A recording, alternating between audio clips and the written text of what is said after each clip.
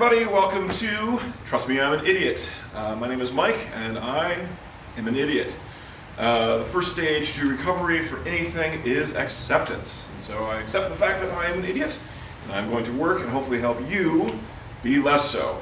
Today we're going to learn how to change our oil. This is a 2009 Infiniti M35X. I got it used, has a little over 100,000 miles on it, and it needs an oil change.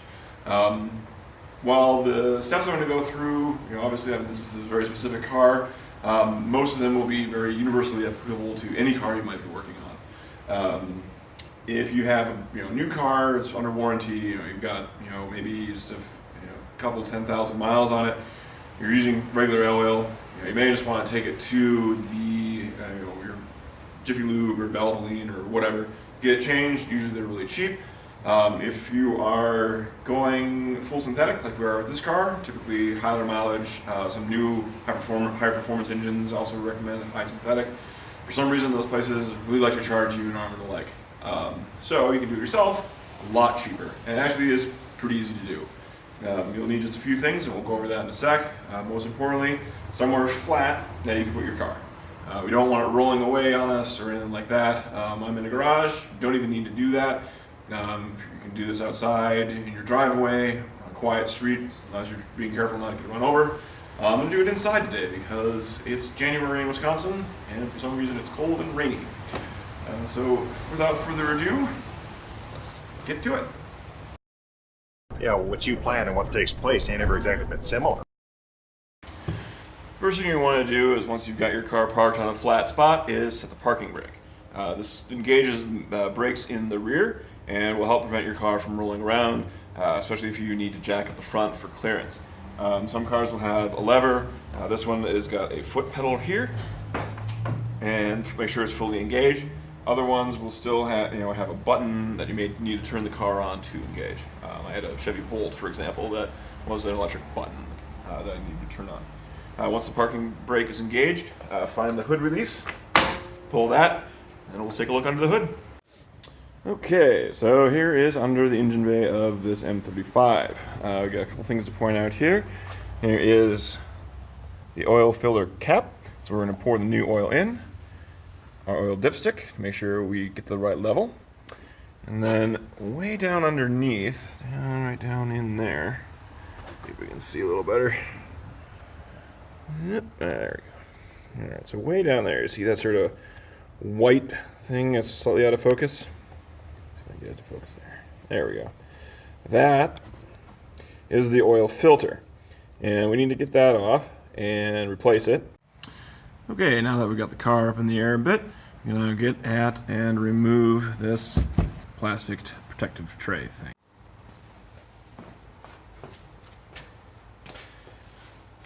Okay, so the piece is off, and oddly enough, yes, I am definitely an idiot. On this particular car, I took the whole thing off, and then after I took the whole thing off, I realized back here where the drain plug and access to the oil filter are, if you undid two bolts, it has a handy opening flap. Alright, back underneath the car, as you can see, I've got my gloves on, because this is going to get probably a little messy. Got our oil filter here, which we'll take off after we drain out all the oil. And then here is our drain plug for the oil pan. Typically it'll be pretty much the lowest spot on your engine. You also want to make sure that you're taking the plug out of the engine oil, not like a transmission or anything like that. But usually it's pretty obvious. This stuff gets changed all the time, so it'll be fairly easy to access, especially easier if you pay attention to the fact that your car has an access panel flap thing, and also, again, the lowest part of the engine itself. So I'm going to undo this. Some of these also include what's called a crush washer. It's a small washer to help seal the plug against the pan itself. Those washers are designed to be used only once. As I said, they are a crush washer, which means they get smushed, and they can't get smushed again. So either you can pick another one up at your dealer, or your auto parts store may have them as well. Check the size. This one on mine is 14 millimeters, but obviously yours may differ. So a little bit of effort to get it off, get it loose, but because it's been sitting in oil, it shouldn't be very corroded or too hard. So as you're undoing it, usually you can see the washer there a little bit. Put a little pressure on the bolt itself. Also, I'm going to move this because oil will tend to spew out the hole fairly rapidly as it drains out of the engine. If you put a little pressure on the bolt as you pull it out, you'll be able to kind of feel when it's loose and hopefully not risk dropping the bolt into the tray. Make sure your tray is big enough to handle all the oil that you're going to pull out.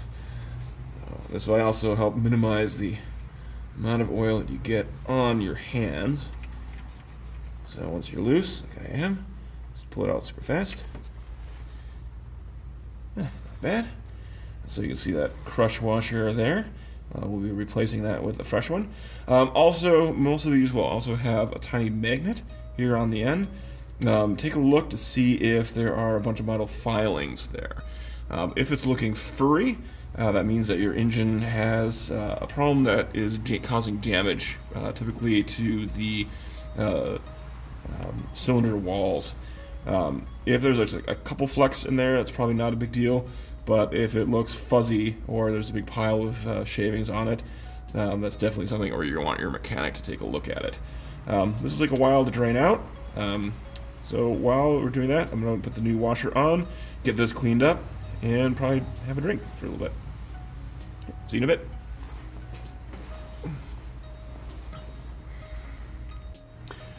Alright, so pretty much all the oil is out. It's slowed to just drip, drip, drip. So time to put the plug back in. I've got a new crush washer on. Still wearing the gloves, of course, because there's oil. And make sure you do the first step here by hand so you don't accidentally cross the threads and ruin your bolt and your oil pan, because that will be unhappy. And then some cars, of course, will also have a very specific torque that they want you to tighten this bolt down to. If your manual says what it is, go ahead and read that. Otherwise, make sure you crush that washer nice, get it on there nice and snug. Try to use about as much force as it took to get off. There we go. Okay, next, let's take off this oil filter. Now for that, we have a number of ways to do it. Taking it off, we're not really too concerned about keeping it pristine or intact, so you can use a channel wrench or something like that. Sometimes it might be even possible to pull it off with your bare hands. Otherwise, you can get either a kind of like a strap wrench or something like that, or they have these special wrench sockets that you can use for them. So make sure you, of course, get the right size for your particular filter.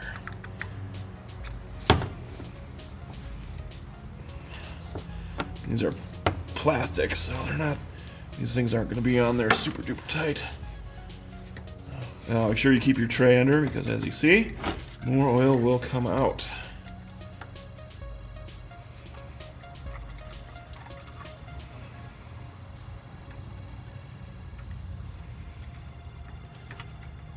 That all the way.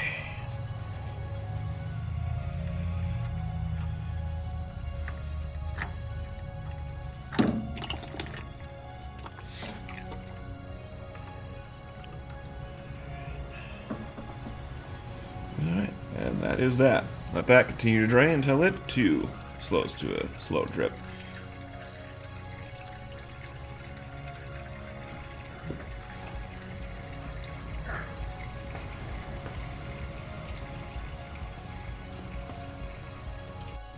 Okay, so that's slowed. Put on the new one. Again, starting out hand tightening so you don't accidentally cross the threads. I also put a little bit of the fresh oil around the seal on the new one.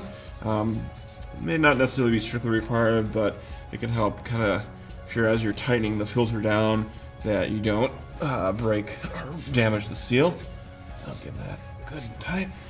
And then again, this is Not going to be nearly as tight as the bolts, but I want to make sure it's nice and snug on there because oil is under pressure when it's running, and so we want to make sure that none comes flying out. We had a Mini Cooper that somewhere developed an oil leak where I didn't tighten it down enough and decided it didn't like any of its oil or all its oil, so that came all squirting out somewhere, and it didn't tell me about it, and ended up blowing up the engine. So make sure this is on nice and securely. Now, some cars will have a different type. There'll be a cartridge type filter, which the filter goes inside a housing on the engine itself and will look kind of like a little water filter or something like that. This process is pretty much the same. You just take the cover off of the cartridge housing itself, take out the old one, put in a new one, put the housing back on. I'm going to maybe see if I can get a screwdriver or something to get this socket off. But then it is time to go up top, put in the new oil.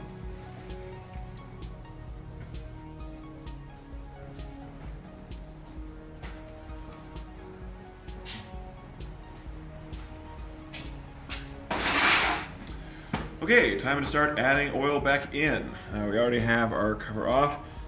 Make sure you keep this somewhere where you will remember to put it back on, so we don't want any contaminants or anything getting into our engine. So typically stick it right or somewhere obvious. A lot of people will put it where they will bang on it if it hits their hood. And then we're just going to go ahead and pour oil in.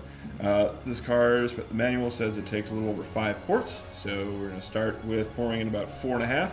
And I'm going to start checking the dipstick to see where we're at. You can use a funnel if you'd like. Let's make sure it's clean. I probably should have, because of course I just spilled a little bit. But otherwise, I think it's pretty good to just pour right in.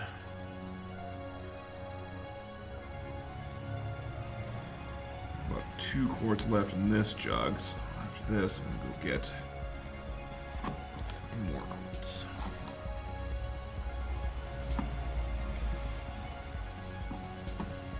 Save your jugs and your quart bottles for disposing of your old oil. A lot of auto supply places, auto stores, or even dealers and whatnot, pretty much any place that'll do an oil change, will take your old oil for recycling.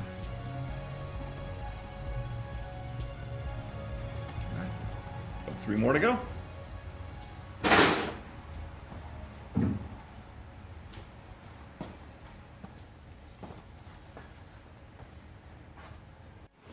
Oh yeah, make sure you take your parking brake off as well, otherwise you're probably not going to go anywhere fast. See you later.